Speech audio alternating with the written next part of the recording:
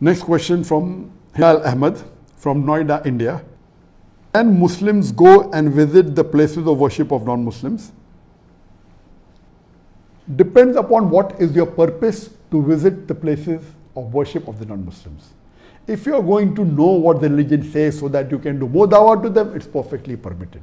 I have visited various places of worship. I've gone to various temples, many. I've gone to various churches. I've had discussion with the priests, with the pandits. My main purpose was dawah. If you go for sightseeing thinking it will benefit you in understanding Islam better and knowing the wrong things, what the non-Muslims are doing, it is permitted.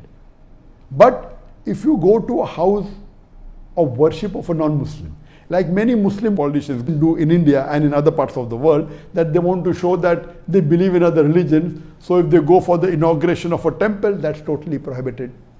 You cannot go to inauguration of a temple, and many Muslim politicians go to show that, okay, we are secular, it is haram.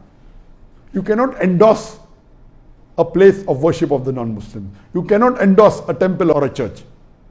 So if you are going to show to the people that you believe that the other religion is also correct and you visit that place, it is forbidden. But if you are going to understand the religion better so that you can do dawah, it's perfectly all right. If you go for sightseeing, as long as that sightseeing doesn't take you away from Islam and your Islam is strong and you understand the non-Muslim religion so that you can do dawah to them, it is perfectly fine to visit the places of worship of the non-Muslims.